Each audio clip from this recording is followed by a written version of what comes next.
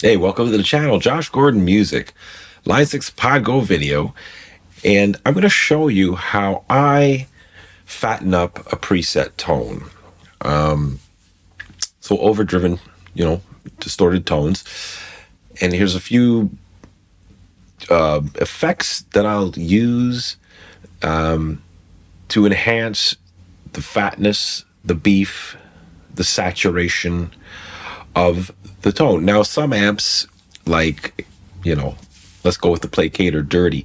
You have a few settings there, like an HBE, a C45, I think it's a fat switch and a saturation. So there's, within that amp, you have parameters that you can use to give more, I want to say, girth to your tone, to beef it up, right? But there's a lot of amps, especially like the clean Fender style amps, that are very clean and kind of need some help pushing. So I'm kind of going in the middle here. Let's look at a Marshall, like a Plexi, and I've kind of dialed in something simple using the Plexi Norm.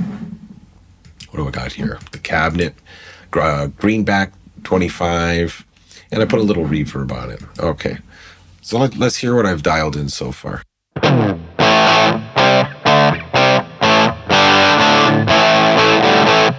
Okay, so that's using the amps drive at a modest setting. Now you can push it up. So let's push it up.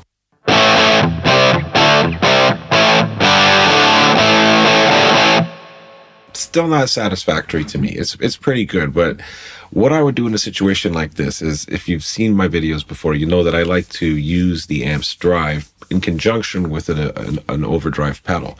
So I would dial it back to kind of where it was. Now, before I do that, settings I'd like to have to fatten my tone, to give it some beef. Definitely, I like to boost mids. I know scooping the mids seems to be a good trend, maybe in the high gain metal world and whatnot. But if you want like a nice fat rock tone, I always start by the amp first. Like, I like to have some clarity, so I want to have, I have the treble and presence up. The master volume too, you want to maybe push that. I have it kind of like 3/4 of the way, but definitely, if you want to fatten your tone, have it above 5. But you don't want to be too much, right? Because the higher the master goes, the dirtier your amp's going to get too. So I mean, you're looking for sweet spots, and that's where your ears are going to come into play for sure. Okay. So I kind of would start with this. I have the mids up, and then even the cabinet. Like, I'm using the new cab, 412 greenback 25, using the new cab engine. And we start with a dynamic mic, and I have it centered just a couple of inches back, and, a little standard low cut of 80, which isn't really, it's not going to take out a lot of lows per se, maybe just kind of get rid of anything that's before the 80 hertz, which you're not really going to hear on a guitar anyways, right? So I have it set up like this, but you can even start with dialing in the amp, maybe, have the drive midway, up the mids, have the master up a little bit, and then go to the cab, and then choose the mic, because the mic can also provide a little warmth as well. So I have, the dynamic. But what I would do for a fatter tone is, sorry, I wouldn't do that. I would go to the 160 ribbon.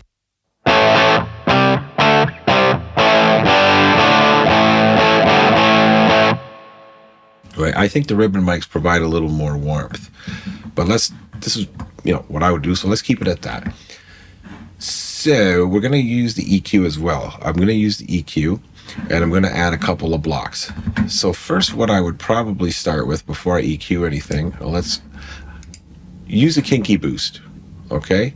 Now, well, that's one option, right? It will provide some drive. I would put on the bright and the boost. Sorry, I'm clicking weird stuff here.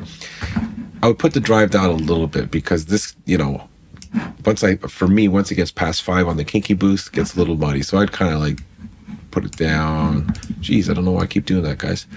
Put it down to here, and let's hear this. And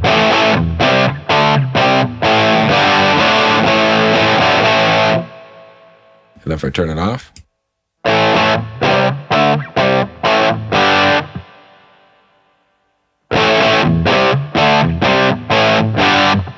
So that's already improved for me. It give it a little saturation, but I'm not quite there yet because I'm not looking for like a super heavy bone crushing tone. I want a nice good hard rock tone. So I would definitely, what I would do then to fatten my rock tone is I would add a drive.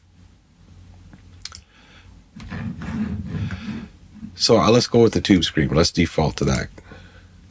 And let's leave it at the default settings. Let's hear how this sounds.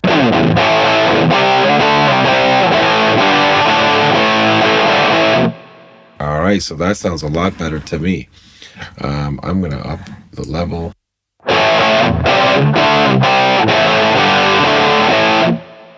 Now you don't want it to be too muddy. Maybe I'll put the gain down a bit. Tone's okay.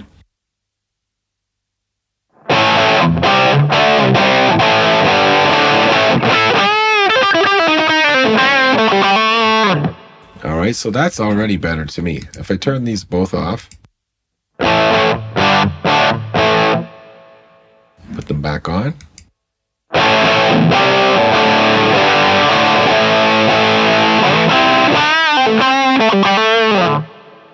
Not bad. Now the drive, that's kind of like a modest drive, but the tone's already fatter. It's more saturated. I'm already much happier than just the amp itself. But if I wanted something heavier, I'd also recommend the Stupor OD. Now I really like this one. Let's bone crunch this a bit here, and we'll turn the tone down a little bit on this.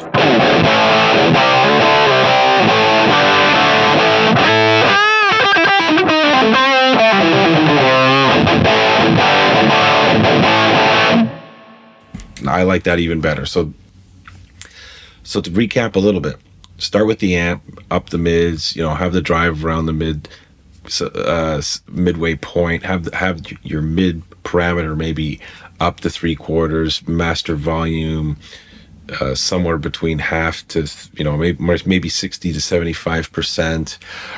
Definitely for your amp. Listen to the mic for the cabinet. I'm sorry, like pick a mic that you feel or hear, give it some more warmth, and then start with some drives. Now you could also, instead of this kinky boost for a sec, let's try a comp, and I would try the Veta Juice, because I don't find it gives you like that typical comp squished, like plucky country sound, which is, I love that sound for country guitar, but if I want rock, I kind of don't want that. But the comp, like the Veta Juice, let's try that. This can work too.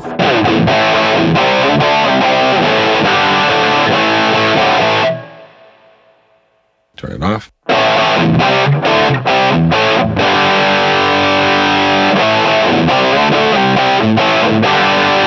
Right, so you can, and then you can maybe boost it a little bit.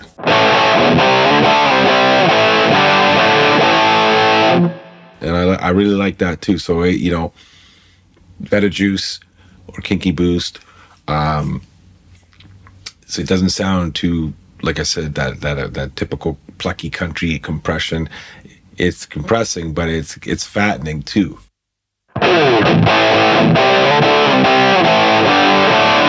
So I'm going to leave that. And then what I would do, I think the last thing I would do then for fattening is definitely use the dedicated EQ block. So if we go to it, if we can click on it. Now you could use parametric, but I would just go, I like the 10 band. I'm going to use the 10 band. So let's get onto that. If I could do that. So first things first, I would shave off a little bit of the bass. Now the 31.25 and the 62.5 hertz, I don't think it's going to do too much. I don't really touch them, but the 125 hertz, yeah, I kind of roll this down a little bit. But I would up the 250 because I want some bass, but it's just kind of like this lower frequency, the 125, I would shave. Yeah, so there we go.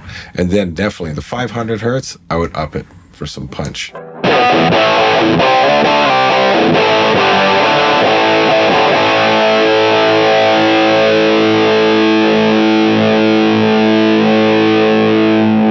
And I'm upping these two just to give it a little more brightness. the 248.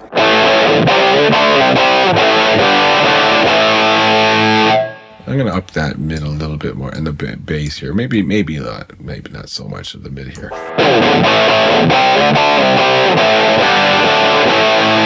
So let's hear it with no EQ. Still sounds good, but this is a little more fine tuning, fine sweetening.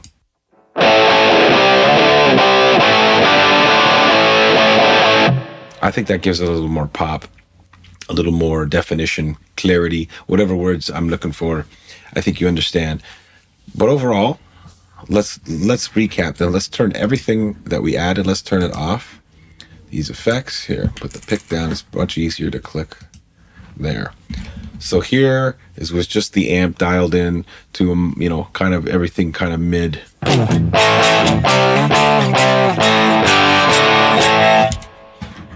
Okay, and then with adding these things back that on, turning the effects blocks that we've used.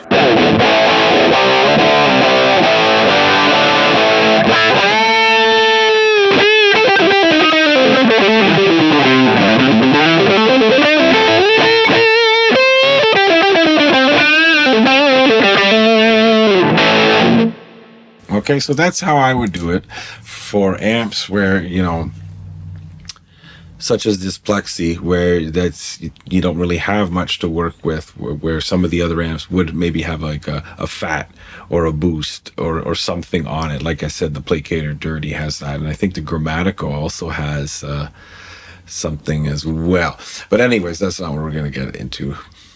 But that's some tricks that you can do, and then by using these effects blocks as well, you could take an amp like this and you could make it into a 2-channel amp, because if you lower the drive enough, the channel volume up, and maybe have the master at like, you know, 30 to 40%, you could probably dial in a nice clean and use these blocks in conjunction with, you know, you can assign parameter controls on the amp so that you flick the switch, and then you know, those settings go back up to how we just dialed it in to the basic rhythm for the amp, for the basic crunch. So that's kind of basically the method to my madness. When I do 2-channel amps, I kind of do this. So anyways, I didn't want to make this too long of a video. I just wanted to show you some techniques and effects that I use when I'm doing my presets. Now, am I completely happy with this? No, it's not 100%. It's not bad. I would maybe try some different drives, and then that's the fun of it. I mean, that you can, there's so many drives here that you can try, and maybe I'd go back to the Kinky Boost instead of the Veta Juice Comp, and I really like that. But anyways, this is just to help you get a starting point if you're looking at, or if you're stuck and saying, you know, you're saying to yourself, man, I wish I could have a, you know, a fatter sounding, a more thicker sounding drives. Well, this is how a way you can do it. Okay, so thanks for watching, guys. If you liked the video, give it a thumbs up. Appreciate all the viewers, new and returning, and then the subscribers. Thanks, you're helping the channel grow, and I appreciate it so much. We'll see you in the next video.